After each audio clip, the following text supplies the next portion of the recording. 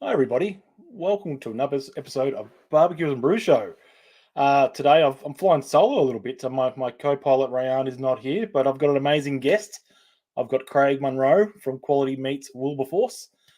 He's not only a master butcher, he's also represented Australia multiple times on the stage and even over in the USA. He's the co-owner of Munro's Quality Meats Wilberforce, a father and son barbecue, or butcher shop, sorry, that's been serving the community since 1985. But before we get Craig on, we've got to sort of talk about our sponsors. So I might save my beer to actually crack with Craig. So I've got my little beer, which I've got from Brewery Cola. So I felt like a coffee today, so I needed a coffee. It's a lovely, good beer down from the Brewers down in Ocean Grove there. And my rub of the week, I'm going to go with some chimichurri. I feel like some chimichurri at the moment. I know I usually say firecracker, but I feel like some chimichurri on some nice, maybe tomahawk steaks, always good.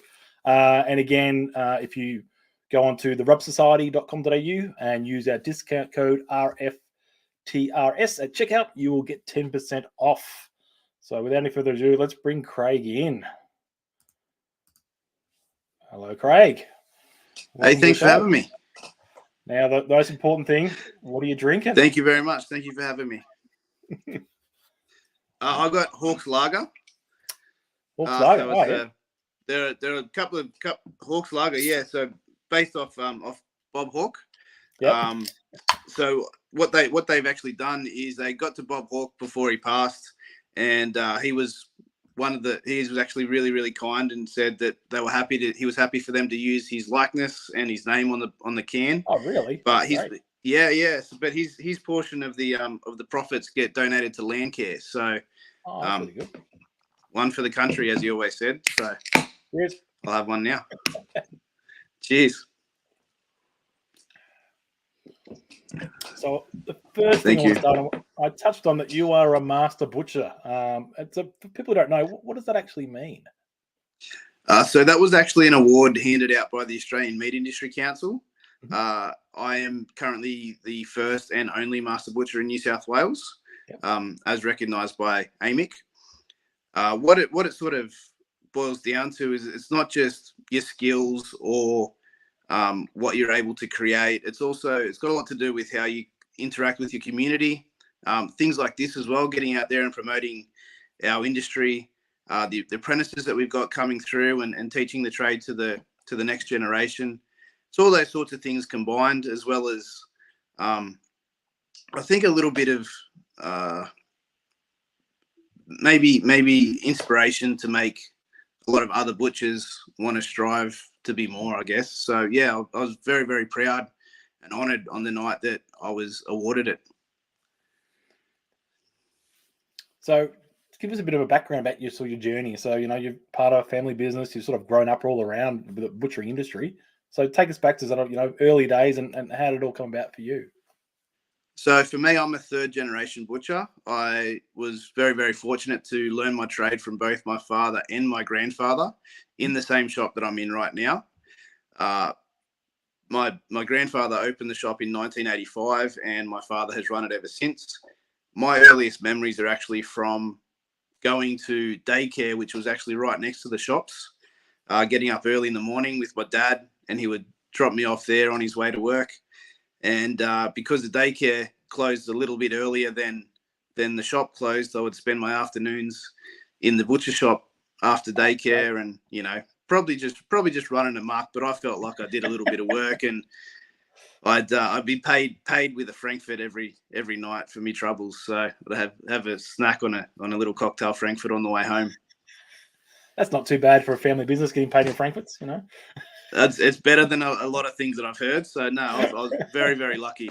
Very lucky. And you're doing so much, right? You're running a family business. You're competing all over, Australia and even international now. Where does your passion and drive come from? I guess, well, like I said, family business, having that old school knowledge from my grandfather and my father, having that sort of knowledge that was passed down to me and maybe bringing it into modern times. Yep. Having maybe a different perspective on those skills and how we can use them in today's times, with today's flavors and different cooking methods that we're now learning from all over the world, whether it be America with the low and slow or Asian style cooking and all this sort of stuff. So all those sorts of things that are converging at, I would say, a really, really good time for our industry, and it's really blossoming. And that's sort of where my passion sort of drives from, is creating these new ideas, new concepts, new products, new flavors for people to try. And having, coming from your grandfather to your father to yourself, having seen the butchering evolve over the time, do you look back at some of the things that your grandfather and father did and to what you're doing today and go, it's that's what they've done in the past, but now here's the more modern approach to do it? And are they looking at you as more, you're doing it wrong or you're doing it right? How's that sort of relationship between your grandfather and father and yourself go? No, it's actually really cool because, well, something as simple as what we called a rolled brisket. So what you guys do now when you're barbecuing, you lay it out flat, and obviously you do your smoking with your rub and whatnot. But traditionally, what we used to do in Australia was to lay it out flat, roll it up, corn it, and boil it. Mm-hmm. So we're sort of merging, in our shop anyway, we're merging those two concepts we're rolling it, laying it out flat, seasoning the middle, rolling it up, so it's kind of like a porchetta sort of setup. Yep. And then smoking it like what you guys do with the barbecue. So it's a mix of both generations and bringing that sort of the old school to the modern day cooking methods. It's really cool and my father, grandfather, both really, I would say, inspired by that as well. Having a chance to be a part of what's coming for the future, I guess. Yeah, so they both love it. So we'll sort of touch on some of the future stuff for you, but Meatstock, we do love our Meatstock and Sydney Butcher Wars. I hear Shannon Walker was the one who dragged you in, as many others I think he's dragged into the competition. Yes, I was quite a naive young man when I first met Shannon. I learned a lot very quickly from Shannon. Yes. But I think it was 2016 when Shannon first burst through the doors of our shop. I don't think anybody in our shop had ever met him before. And he picked out probably what I would say was probably our better butcher at the time, and sort of said, "Hey, look, you're going to be doing this Meatstock Butcher Wars. This is the rules. This is how it's all going to work." And the big, tough, brave guy signed up, said, yeah, I'll do it. And then a week before the event, pulled out. So the responsibility, I guess, fell onto my shoulders. Yep. And I thought, oh no, what am I going to do? But like everything, once a challenge presents itself, I'm right there for it. So yeah, jumped up there. Were you at the first Meatstock? No, before my time. No, I missed that one. It was in Sydney at the Sydney Showgrounds. It was middle of February. I think it was about Valentine's Day from memory. It was 45 degrees. Oh, and they had all the smokers and everything going. So it was more, yeah. And I remember I was already very scared getting up on stage to do that competition. But the sweat, just everything about like sweating bullets on top of the 45-degree day and all the fires and pits running. But it's a memory that I'll always have. And I'm super proud of the fact that I was probably one of the first ones up there, and that I am still doing it now. So yeah, I love it. And how was the sort of experience of meeting all those other butchers and seeing things that you would normally not see? That was probably the coolest part. A lot of those butchers I met on the first day, I competed with in America. They're still very close friends. We still talk very regularly. It was quite a funny split, that first Meatstock, because there was certain butchers that expected to win and were upset when they didn't, and there was butchers that expected to not do well and were happy when they did well. And that was quite an interesting experience for me, having only worked in the one shop, in my father's shop, and seeing all those different personalities and how we all interacted with each other. but how we still all came together and formed friendships and bonds. And it was really cool. Now, I hear you did pretty well in Sydney this year, though. Yes. Yeah. So that first one I came last. Only up from there, right? Yeah, that's right. That's right. But I definitely learned a lot. I learned a lot about myself, how to get ready for a competition. I think Meatstocks are really, really good for that. If you want to progress to do something like the World Butchers Challenge, Meatstocks are a great place to start. You learn how to mentally prepare yourself, how to physically prepare yourself, how to work your space, how to work your timing, how to deal with a crowd, because that's something that a lot of butchers I see have trouble with. I know I had a lot of trouble with that. The first few times I got on stage was managing what you were doing on the bench, but also crowd interaction and all that sort of stuff as well. But I think Meatstock's a great place, not just for meeting butchers, not just for competing, but also for personal development as well. Yeah. I guess if you haven't been to Meatstock, the Butcher Wars is one of the main events. Like when you get there, there's probably already 10 rows deep of seats full, but then there's people probably back to back in the 4 or 5 deep at the back, just there watching the spectacle of seeing people pull an animal apart and presenting, and it's amazing to see how much the crowd gets involved and is excited for watching it. And it's a great show to see the talent of these guys, because they're doing it timed and so quick and fast, and it's so impressive to watch what they're doing, because you don't realize because some of that stuff's usually, I suppose, back of house, but now it's out in front on the stage, and it's amazing to watch. Yes, it is. And what for me, being also having been backstage, getting a sort of a closer view, is seeing how they prepare backstage as well, how all the butchers are backstage, getting themselves ready, and watching them flourish once they walk up onto that stage. Mm-hmm.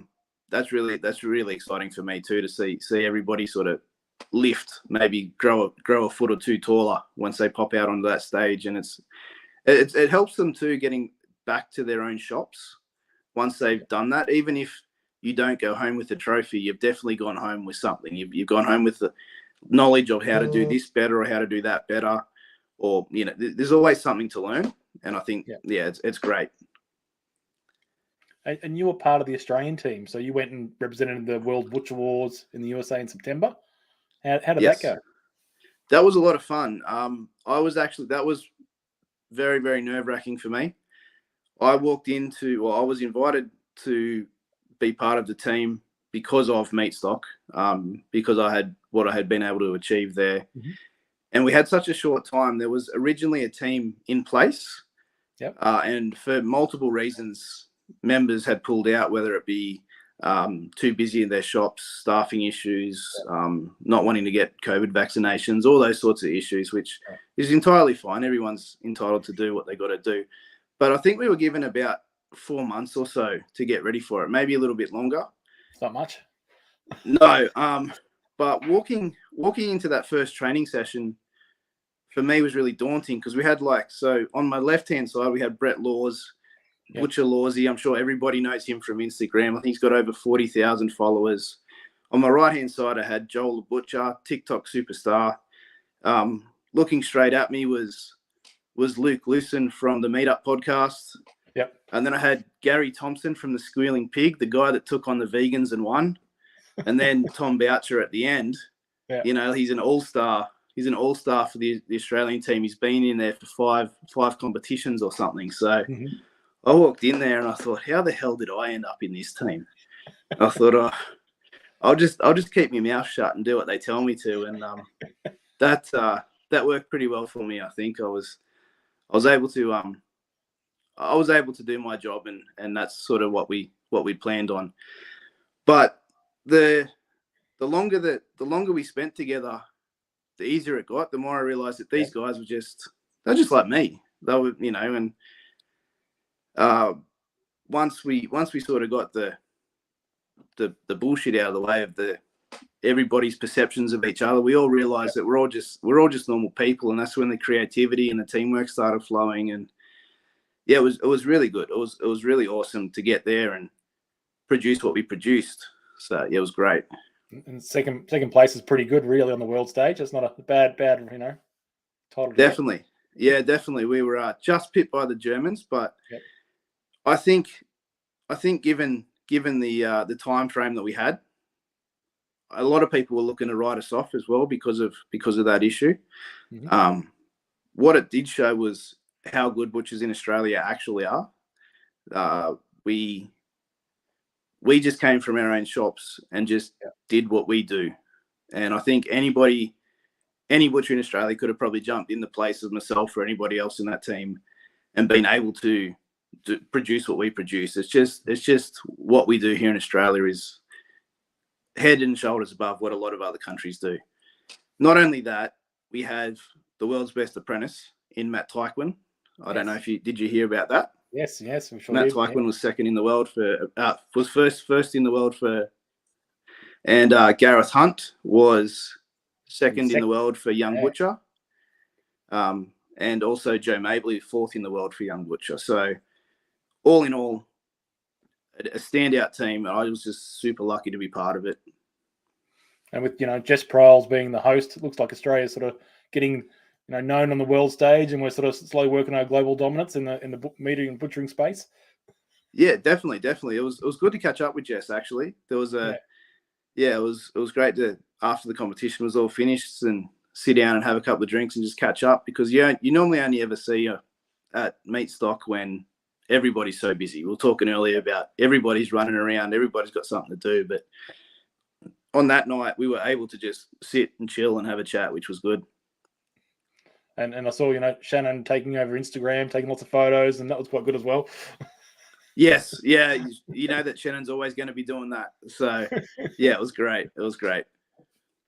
And part of being that master butcher, you're sort of training up that next generation. You did touch on a few points there that we've already been recognised with our sort of up and coming young butchers in the world stage.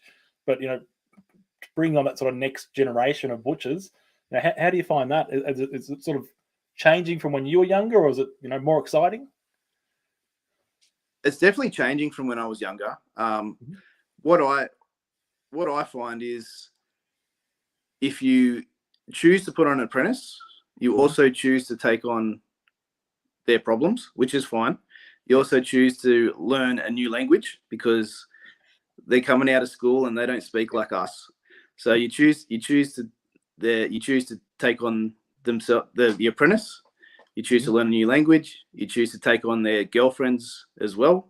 You choose to take on their parents. You choose to take on quite a lot of responsibility when you take on an apprentice. But the best part is when they finish and you get to shake their hand and say, "Well done, mate. You've done it. You're a butcher now." And whatever they do in life, whether they choose to stay in the trade or whether they choose to go and do something else, they can always fall back on being a butcher. Everyone in the world needs a butcher. And I think that's for me probably the greatest achievement I've had is having my apprentices finish. I've had apprentices that go on to buy their own shops and do their own, that's great, be their own boss, which is super proud for me. And I even ring and ask advice from them. It's really cool to see that starting to happen now. So it's also showing my age.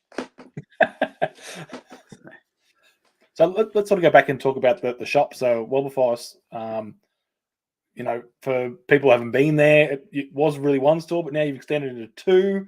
It's quite an impressive shop front you've got there. And it feels like it's really driven for the customer experience. So you really thought about the community and people coming in and what you can sort of present to them, rather than just being a traditional, like you'd sort of imagine it being, I suppose, a kind of the counter, I pick some meat. You've actually got lots of choice and range within the store. Did that sort of evolve over time? How did that sort of come about? Yeah, so we originally just had the one store, which was a long, skinny shop. So when you would walk in the front door, the counter went long ways across the wall. Yep. We got too busy. We extended into the shop next door, but we just had that as what we call a backspace, where you break beef, make sausages, all those sorts of things. And then we got to a point where we were probably too busy for where we were as well. And the shop next door to that then became available. And it was really time to bite the bullet then. So we took over what essentially is 3 shop fronts. And we decided to knock out the walls and make it one big shop. Yeah. Yes. Yeah. The problem is now that the bottle shop's the only one next door now. So we're definitely not going to get rid of the bottle shop. But no. But we did. You're correct. We did change it for customer experience. So what we did, because we got the long shop front now, we got the huge big glass windows so that when you're walking past our shop, you can see straight in. So we decided to put a long counter display along the front as well, so that as the customer's walking past us to go to the bottle shop, which is cool, they're looking through the big glass windows into our display cabinet. So they've got a good sort of presentation area to catch their eye if they're not even looking to buy. But there's from us, there's plenty of eye appeal there that can catch their attention and draw them in. And I guess we'll talk about the last few years. You had COVID, you had some floods up there as well, I guess. So with the sort of problems that happened in the area, how's that really affected the way you do business? Well, it's for us, it's drawn a bit more of a sense of community. I know a lot of areas have gone with, or a lot of butcher shops, COVID drew them to go online because of the delivery service. But for us, during COVID, it was an excuse to get out of the house was to come and buy some meat. Yeah. So it became more of a social event when customers came to buy something, and they might have only got half a dozen sausages every day for a week, but it was something for them to get out of the house and come and get, and to have that interaction with people. And that chance for us to have that interaction with the customer has built a relationship, which we felt was kind of beginning to lose with the social media sort of aspect of it. But now that we have that face-to-face interaction with our customers, again, we've built that relationship. It's created this sort of sense of community. And with we had the World Butchers Challenge coming up earlier in the year. We're holding sausage sizzles to raise a little bit of money, and even that sort of thing really helped that community spirit come through again. People just coming out, grab a sausage sizzle and standing around chatting for half an hour, it was really good to see that community start to build again. And it's been really good. Got Mum Elise saying in Vic they weren't even allowed to go out and get sausages, whereas I'm rural Vic, so for me I was like you. My one chance to go out during the pandemic was to go and get food. So you go to your local butcher and have a chat. And my whole barbecuing experience came out of COVID, where it was a new thing for me. Reyan and I both started smoking, and that's where we started experimenting and talking. And having a chat to the butcher was really fundamental for us because we didn't know anything. And so you go in there and go, well, what's that? Tell me about that. How can I cook it? And the experience, the guys would spend time and explain this is what you do, and how to cut it, how to prepare it. So that sort of knowledge being passed on as a customer was great, because if I went into a supermarket and I never would have dreamed of picking up one of those things from a wrap. I have no idea how to cook it. But having the confidence of the butcher behind the cabinet being able to sort of explain to me how to do it, how to prep it and help me was really beneficial. Yeah, that's great. That's great. And who is your local retail butcher? So I've got one down here called it's in Highton here. What's it called? What's for dinner? That's its name. Just wow, that's a cool name. Where I go. And Lara Quality Meats is the other major one we sort of go out, which is out just in Lara, not Pump as well. They do some good work there. And there's one in Belmont, which is Quality Meats Belmont. That's a really good one as well, where I get a fair few of my briskets from. Yeah, that's good. That's good. I think that's the main thing about when you go to visit your retail butcher, is that's the point of difference, is that you can stand there and have a chat. Most butchers could talk to you all day. They don't care. So go and ask them a question, because they're happy to help you. They're happy to help you out. I remember the one time I went there and I said, I want 2 of those tomahawks. He was reluctant to sell it to me. He's like, how are you going to cook it first? just checking how I was going to cook it before I bought the meat, just make sure I knew what I was doing. I thought it was quite funny. I thought you were going to say he was reluctant to sell them to because he wanted to take them home for himself. Nah.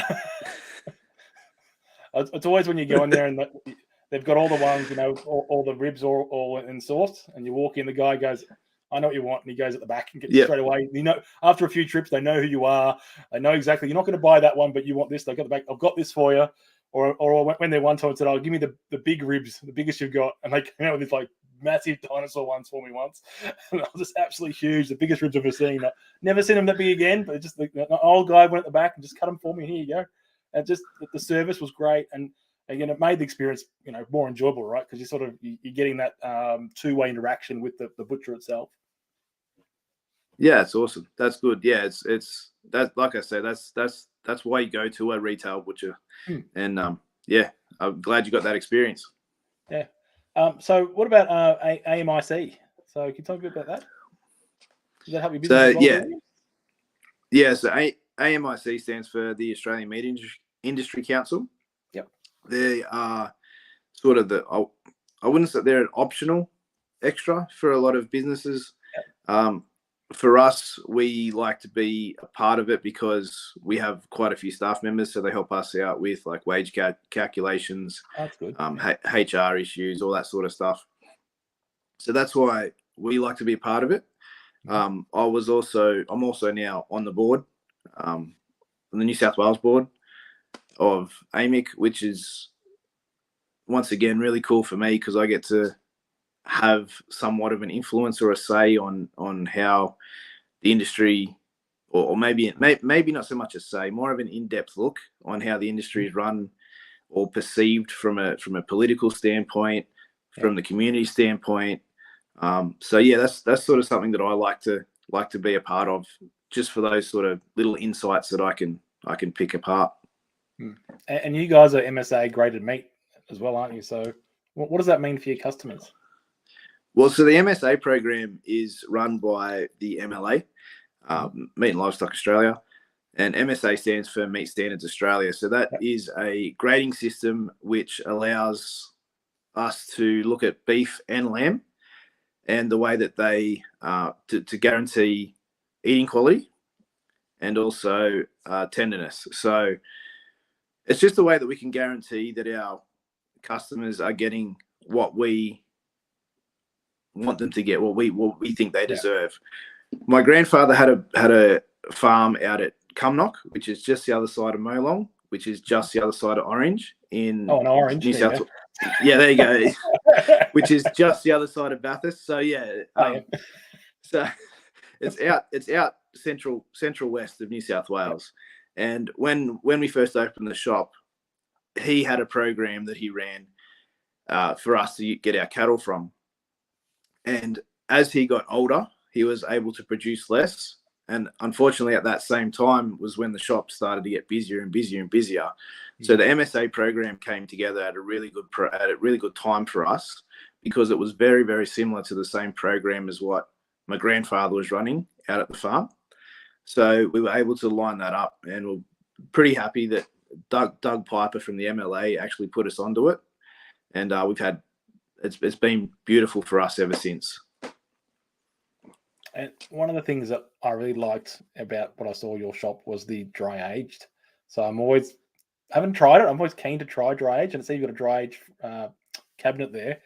And I'd also like to try and make it myself as well. So I guess, how did you guys move into the dry age, and is it popular with the community? Definitely popular within the community. We spoke about Shannon Walker earlier. Yep. Another thing that he dragged me into was we had a trip to Brazil. So a few of the Meatstock. You dragged you on a trip to Brazil. It dragged me. Tough life. Yeah, I know. I have to go. All right, I'll go to Brazil with you, Shannon. Yeah, that's exactly what it was like. No, he actually rang my dad first and made sure that my dad was okay with me taking the time off.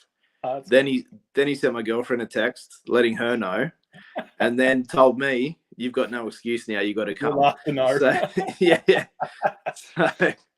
But having that time over there and experiencing the way that the South Americans do it, we went to Chile, Brazil, and Argentina on that little trip, and pretty much everything they do is dry aged over there. Yep. And so I came home with a taste of dry age, and I wanted to learn how to do it. and I wanted to share that experience with my community. So yeah, we looked into it. We got a couple of dry age fridges, and we've been doing it for maybe 3 years now, and we can't get enough of it. It's one of those things where we have 3 tomahawk racks, or maybe 15 tomahawks a week. Yep. Per weekend. We go through. So it's just a constant rotation. We go through 15 dry aged tomahawks every weekend. How long can you age them for? You can age them. Well, the longest I've aged it for was for my own personal use, which I wouldn't suggest. But I put one in the week of Christmas and took it out for Christmas the following year, and I didn't like it. The flavor just was too far for me. So what we do in the shop is generally between 28 and 35 days. Yep. The tenderness won't get any more. So the meat won't get any more tender after 28 days. That's as tender as it can be. After that, all you're doing is adding flavor. So we sort of go between that time frame. But yeah, that because we did like a rib set. So it was like what the plan was to do like a standing rib roast with 3 ribs. Anyway, because it was in there for so long, it became 2 steaks because I had to trim so much off it. But yeah, I mean, we learn, we live and we learn, and that's definitely too much dry age for me. So the customer comes in and wants to order one, you'll say come back in 28 days. Is it, or have you got enough? So you're rotating them through. So you just constantly keep adding to it, do you? Yeah. So we do 15 a week. So we just constantly keep rotating them through. And if you've come in on the end of that rotation where we don't have 15, sorry, then they're not due out for another 3 or 4 days or whatever it might be. So yeah. And I guess, sort of talk about dry age for me. That's, if I went and saw dry age, I'd be a bit, confused. What am I looking at? What am I buying here? It looks very different to everything else. I guess, how would you, explain it to me to convince me I should try it? Well, I would firstly show you, because the number one thing you're going to see is the depth of color. So you're going to see that difference. And when I say the depth of color, it goes more like a maroon instead of the bright red. Yep. And I think that's because of the loss of blood that you get out of it. But it also has like a velvety texture. So when you run your finger over it, actually, the muscle fibers actually move, like if you're running your finger over like blue suede shoes. Yep. So that's probably something that's a cool effect that I like to show customers as well, and that sort of gets them over the line, because if you can do that, it's going to be tender. It's all the muscle fibers have pulled apart, and it's nice and tender. So if someone comes in off the street and they said, what's something different you could recommend that I could try? What would you recommend? I'll go the dry aged tomahawk for sure. Yep. It's just a totally different flavor. And a lot of our customers have now become used to that flavor, and they're now making like blue cheese sauces and things like that to try to get it that little bit funkier. Yep. So that's the sort of thing that we're into, like just showing people the different flavors and different things that you can do. And I suppose we're coming into Christmas now. How are you managing all the orders coming in for Christmas? Do you worry about stock levels, or is it just once we're out, or how do you manage that? Well, my dad, we make all our own hams in store, so that's my dad's job. He loves to start, and then he loves to finish. It's quite a big job. Then he's glad to see the back of it, but he also he enjoys doing it. We will be fine. We are always fine. There's always a backup plan or a get out clause with us in terms of stock. We with our hams, we do like because you cure when you're making hams, you cure for at least a week, sometimes more. And what we like to do with our hams on the week of Christmas, we do one last pump and cure, and we sit them aside, and that's our emergency sort of fund. If we need it, then we'll cook them. Otherwise, they can sit in there. They get better. They get better as they sit in there, and we'll use them after New Year's. So we have a deli. We have a deli in store as well. So we sell sliced ham all through the year. So if there's any left over, we'd prefer to have too many and make sure that nobody misses out. And then we have the deli to sell the sliced ham through. So how many hams is Barry making this year? This year he said that he wanted to only do 800, but I told him he's going to have to do 1,000. So 800, only 800. That's still a big number, isn't it? Yeah. So, but the way that orders are coming in this year, he's looking at over 1,000. So, but what's really cool this year is there's been a lot of like corporate type orders where people are buying them for their staff. So and what that shows me is that the economy is actually on the up. That people are prepared to spend a bit of money for the bonus of their staff by getting them a ham and a few bits and bobs.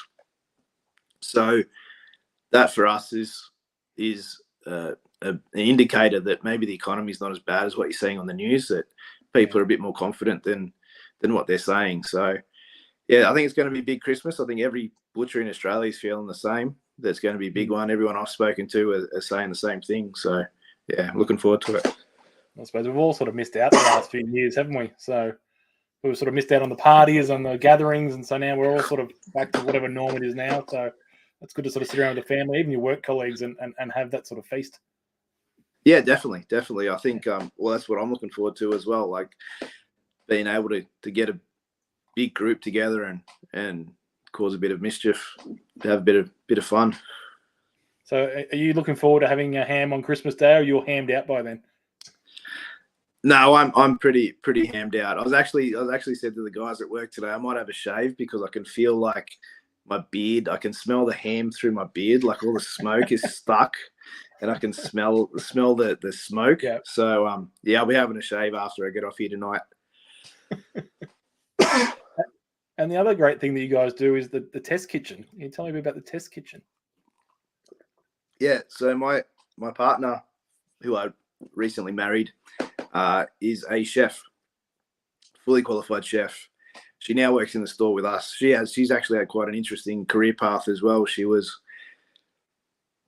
a chef at a fine dining restaurant when she was young.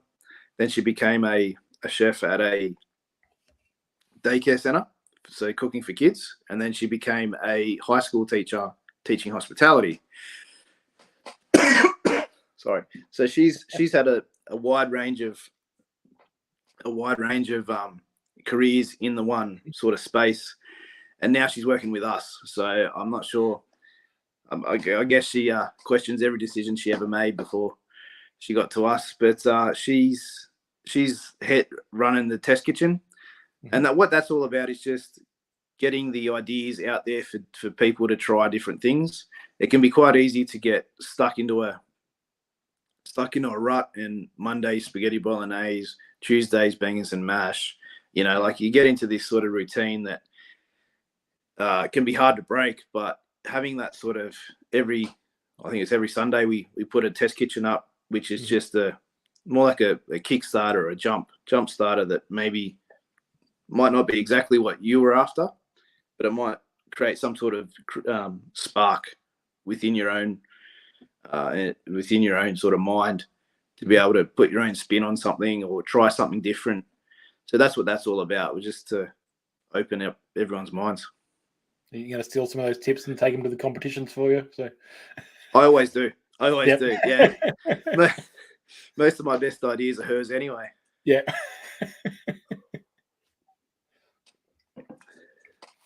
So, you know all these meats. What's your favourite cut of meat? I had a feeling you're going to ask that. It's a tough one, isn't it? It is. When I go out, more than one if it's okay. You can have more than one. when I go out for dinner, I always get the fish or the seafood because I have whatever steak I want at home, and I have chef to cook it for me. So, but if I was out, that's it. Just stay at home. Yes, yeah. But I'd say probably like I've been really getting into skirt steak at the moment.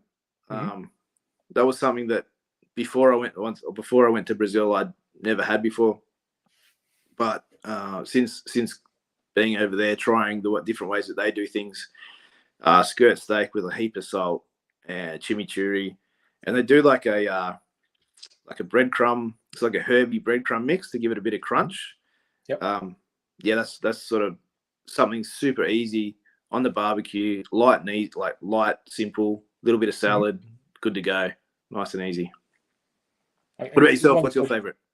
Oh, gee, probably ribs or tomahawk.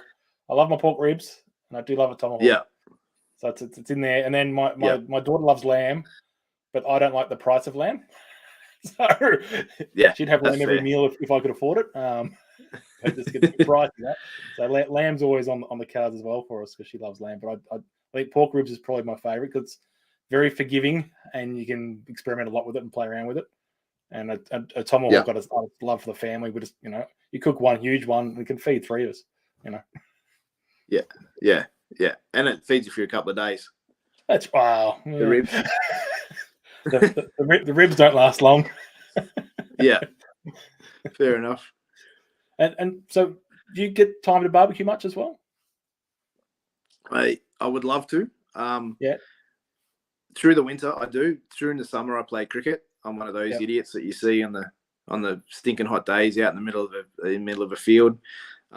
So that takes up most of my weekends through the summer. But during the winter, I think it's obviously it's a lot cooler. You can get outside, light the fire, and you're not sweating. You're sweating, and then you got a bit of time to enjoy a bit of time with your friends and family and cooking up something real cool. So I do enjoy it, but unfortunately I don't get a great deal of time. I was going to say, everyone would be coming around to your place. You'd have the best cut of meat. What the neighbors get quite jealous. I got a JMG pellet, so don't hate me. Don't hate me. But I don't hate you. I use a Traeger pellet, so I'm on your side. Okay.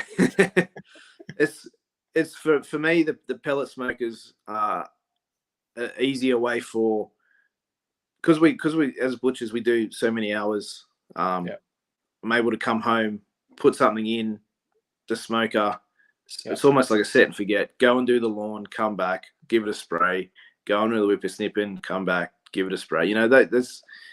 It's more of a time saver thing than anything else. So that's my go-to. I just like the fact that I can get it up to temp in like under 15 minutes and be starting cooking. If I take 35 minutes to prep and get my smoker ready, then I'm hungry. And I couldn't really use an offset smoker during the week because, you come home from work and you just don't really have the time to go and do that. So you want something quick. So I find that, it's really easy, convenient to just get up to temp quick. And even the quick things like just doing a pizza or something, it doesn't take long to get it all ready. And you've got kids, yelling, I want food now. You can't say, Doro, just wait 5 more hours. It'll be ready soon. Yeah. Well, that's the thing too. Once you start to smell it, you start to get hungry. So you almost need something quick and easy. Yeah. Yeah. When I'm doing those long cooks, I got to have like sausages or something else just to chuck in there. It's a quick one. Yeah. Got to have something quick just to nibble on. Now I'm going to throw a non-meat question at you, a vegetarian type question. So a non-meat thing that you'd barbecue, what would you suggest? Because I've got a few vegans at my Christmas party, and I'd always do the pineapple. I like the pineapple, but anything else you think would be a good option? I like the cauliflower. I think Si did one on the Meatstock Facebook page. Yep. He did cauliflower with dukkha on the outside. Mm-hmm. Yep. I tried that. That was really cool. But I also like cabbage, which is different with like a Szechuan. So you put it in a deeper dish. Yeah. With a little bit of Szechuan, like spicy. Mm-hmm. And just sort of let it steam, let that spicy sauce steam up through it. Yeah. Something a bit different. Might be done for Christmas, because I'll do the brisket and then a few other options for others. Pretty much briskets for me. Yeah, fair enough. That's fair enough too. So I guess what's coming up for you in the next year? So we've nearly finished this year. So next year, any big events you're going to? What's on your plans for the 2023? Oh, it's so soon. Yeah, that's come up quick. So I'm hoping to do Sydney Meatstock and Toowoomba as well. Oh, Toowoomba's great. You're going to go watch the bull riding. Yes, yeah. I'm actually looking forward to it. I heard that's probably the craziest of the three Australian ones. It's such a big place, and there's lots of space, and you can sort of walk around the pits, and it's just once it gets nighttime, the band's on stage, a massive stage there, and the crowd. It's a different. Every Meatstock has a different atmosphere and a different crowd, and you tell by the bands they pick as well. But the Toowoomba one just felt like a big party. Everyone was lovely. It was a fantastic atmosphere. Yeah. From what I saw, it looked bigger. It might not have been, but it definitely looked bigger from what I saw on Facebook. So I'm looking forward to getting up there. I have a lot of friends from Queensland that I haven't seen for a long time as well. So catching up with them, I think, is going to be the highlight of next year. Yeah. But we've also got obviously Sydney. There's a Melbourne Meatstock. We don't know what's happening with Auckland yet, but we'd love to do that. Yep. I also have one of my apprentices is doing a competition, his first ever competition in Mossvale. It's a full butcher apprentice competition at a barbecue event down there in February. So that's probably the thing I'm looking forward to the most. Haven't seen how he performs, how he handles first competition. But what's good about that is it's all apprentices. So they're all going to be the same level. It's not like there's going to be, he's not going to be nervous standing up there next to a butcher that's been working for 25 years. They're all going to be roughly the same age, roughly the same skill level. That's probably what I'm looking forward to the most is seeing him get up there and have a good hard crack at it. But pretty much just like all the barbecue competitions, even though it's a competition, everyone's really friendly. Everyone's always willing to help. Even though people are competing against each other, they'll generally share things and give tips. And if you've got a problem, someone will be there to help you. So it's a really different type of competition generally in the barbecue space because everyone's really on your side. They want to see you do well. That's right. Yeah, and it doesn't matter who wins. It seems like everybody's happy. Yeah, and that's what I like about the Australian scene is whether it be butcher or barbecue, and it's seems to be that's the way that we roll here. So it's good. Yeah. And I guess the one question we sort of ask, where can people find you online? So, we sort of run most of our socials through Facebook and Instagram. So Munro's Quality Meats is the shop and that's obviously Facebook and Instagram. And then for myself personally, it's Craig Munro Butcher on Instagram and just Craig Munro on Facebook. So yeah, I'm pretty simple. I don't have any fancy names. That's it. and the one thing we should ask, I guess, who inspires you? Like, what where do you go and who you want to give a shout out to? Who, when you see what they're creating, makes you go, "Wow, I wish I could do that." Probably everybody that I had in my butcher team, the Australian butcher team. That's a pretty high bar you've set. Probably the apprentices. Yep. Yeah. The apprentices probably more so, and like the young ones, the young butcher and the apprentices. When you look at what the competition was, so for the senior butchers, which was us, the seniors, we had 3.5 hours, and between the 6 of us, we put up 100 products. Oh. What the juniors did, the apprentices and the young butchers, they had 2.5 hours, and they put 40 products up. So that was one person putting 40 up. That's a lot. So that just goes to show, how good these kids are that are coming through. So that's probably who inspires me. These young ones that are getting out there and showing us oldies how to do it, I guess. Yeah. And it's just great to see that they're taking what they've learned from you and then putting their own spin on it as well. And it's good to see things constantly evolve and change over time. Definitely, yeah. I'm really excited to see where the whole trade, not just during competitions, where the whole trade progresses to within the next 10 years. It's an exciting time for the meat industry. Like you sort of look at like the USA, which is sort of, I'd say, probably 3 or 4 years in front of where we're at, as in the size of their competitions, and everything here is still relatively small, but every year it's getting bigger and bigger and bigger. And the turnouts are larger and the crowds are better. So it's going to be very exciting to see where this all ends up for us. Definitely, yeah. I'm super excited. Hopefully we can maybe get on par in terms of community appreciation with chefs. I think chefs have for a long time been the benchmark for culinary skills, but I think a lot of the butchers are now showing that they're just as equal, or maybe a little bit above. So it's really exciting times ahead. I think just sort of touching on that, like we are sort of now getting to the stage where people want to know where their meat's from, how it's been taken care of, and getting that sort of farm to table sort of history of the meat now, and being able to go to your butcher and ask, and the butcher be able to say, well, this one was grain fed, this was grass fed, it came from a farm here, and getting that full history of that animal. Again, it's becoming more and more important for people now, which is great. Yes, yeah, definitely. The traceability, breeds, all that sort of stuff that's why you go and see your retail butcher, because if you want to ask anything, we spoke about it before about cooking, but it's this sort of stuff as well. It's even dietary requirements, all these sorts of things, gluten-free and all those sorts of things. Go and see your local retail butcher. Everybody's got one close by. Go and see them, have a chat to them. If you don't necessarily feel comfortable or you don't like that, go and find another one. Find your own local butcher and make yourself known, because all your butcher wants to do is help you. So let them help you. And yeah, that's right, Joe. It's a many butcher stores. There's a huge shift in what's now being offered to the public against the really old school butchers as well. Yeah, definitely. Look, so thank you so much for your time today, Craig. It was really great to hear sort of the experience you've gone through, the competitions, the changing in the butchering, and really, where you see it going with the youth. So I really appreciate your time. And thanks for being on the show. I'm sorry Reyan couldn't make it. I'm sure we will catch up with you in definitely Sydney Meatstock. And if you're in Toowoomba as well, Toowoomba Meatstock will definitely be there. It'd be great to catch up and have another beer. Yeah, that'd be great. Thank you for having me. I really appreciate you having us on. Thanks for supporting our trade too. I really appreciate it.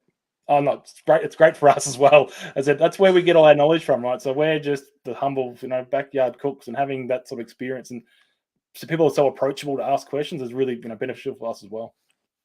That's awesome. Thank you. Thanks, Craig. Thanks. Yeah. All right. That was Craig. How fantastic was he? Now, I usually have another co-host here to go and do the spiel of what's coming up, but I'll do my best to see if I can do it by myself. So thank you for the great interview and great show. I did well by myself, I feel. So there's 2 big massive shows coming up. Reyan's got on a Monday morning show, so I won't be at that one, with Wolf Brothers. That's a pretty good one. And then there's another big one, which is the Influencers one on Thursday night. So that's one with Chris, the smoker, the baker, and ice cream maker, John from Aussie Q Barbecue, Aaron from Low and Slow Basics, and Corey and Leon from Cheap Meats. So that's going to be a massive one to go to. And look, I think I'm going to do my little shout out for someone as well. So if you haven't checked out Chili Punk, jump on and check out Chili Punk. Watch his Santa video on Chili Punk that he made. It's hilarious. So see you guys. Have a great week, and we'll catch you on the next show.